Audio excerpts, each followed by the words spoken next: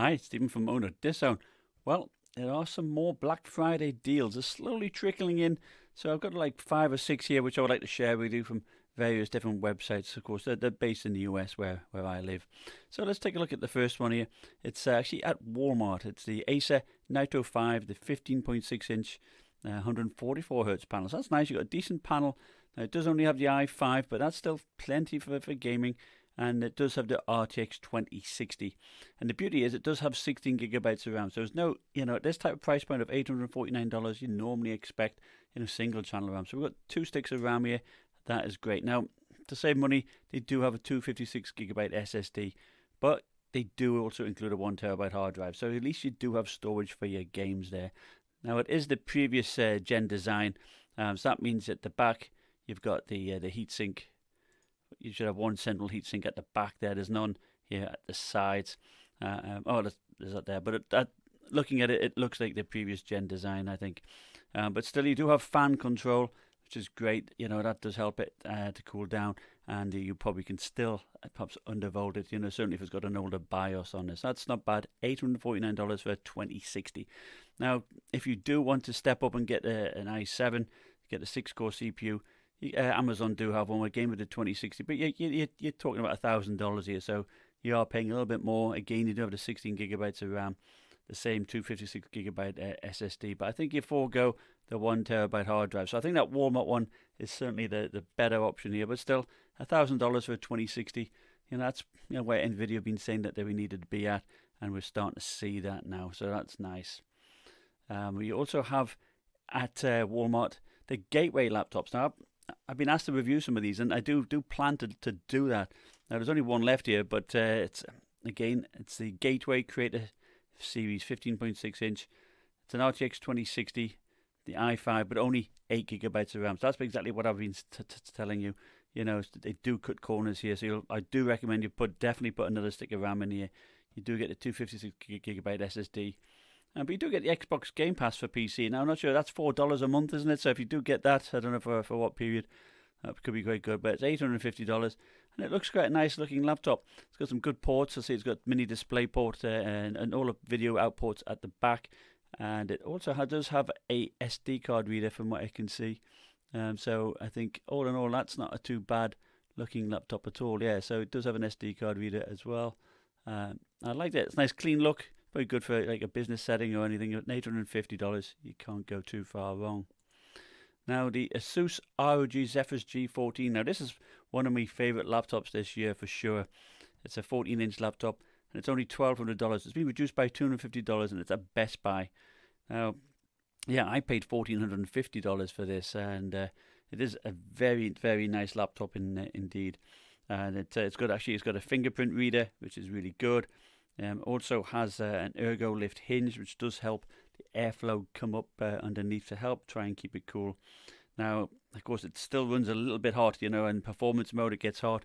I recommend using power saver mode with a max, or manual mode with a max fan.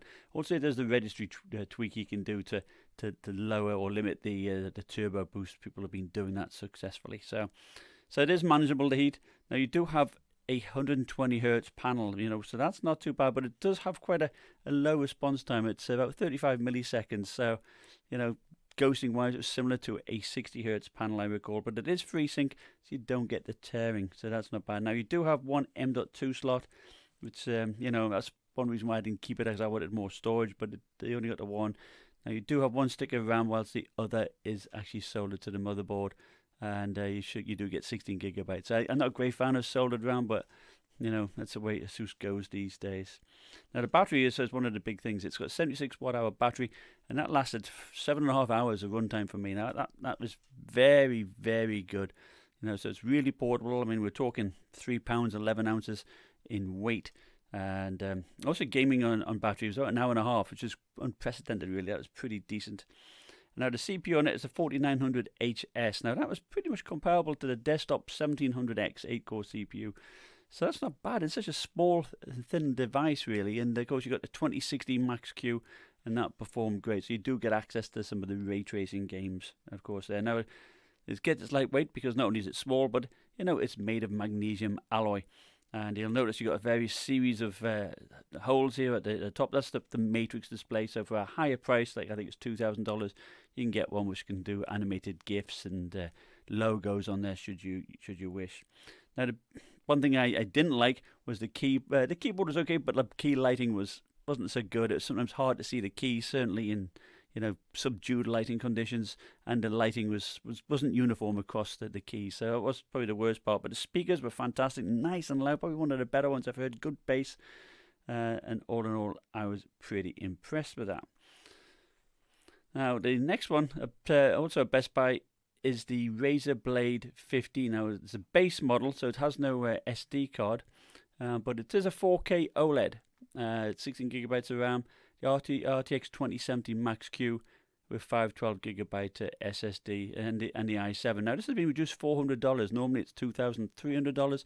We're looking at $1,900. So it's still expensive, but it's got the OLED. Fantastic, great for content creation, and even you're not going to get any ghosting when gaming. So all in all, it's great. It's the Mercury White one, which I've always wanted.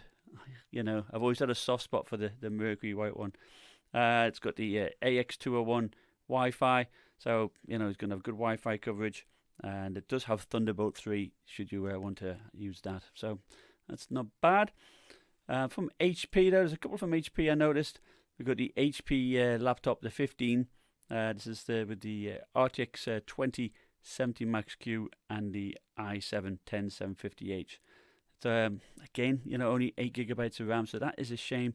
There's only a 256GB SSD, but price-wise, $1,200, which I think is okay. For a 2070 Max Q, $1,200, that is good value. So the money you save, you can put that back into the RAM, and you will have a 2.5-inch drive in bay in here, so you can expand that, and those drives are cheap now. So, and you do have Thunderbolt 3.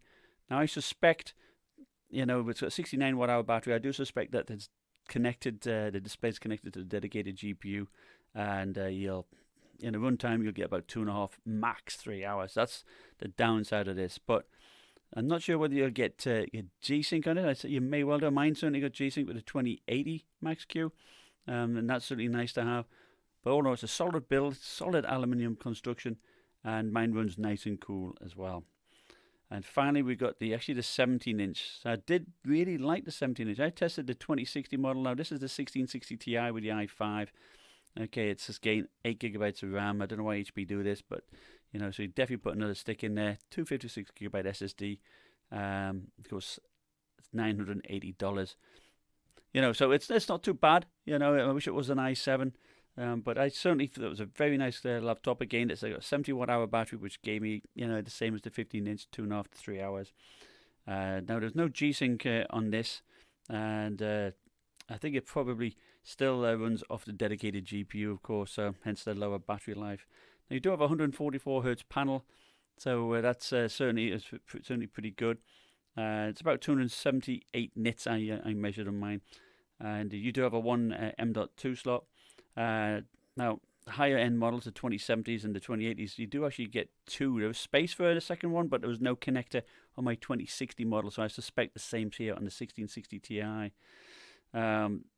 Now you do get 4-zone RGB key lighting, so that's nice to have, and it did run nice and cool. I was getting mid-80s in performance mode, and I was also able to undervolt using the model that I had.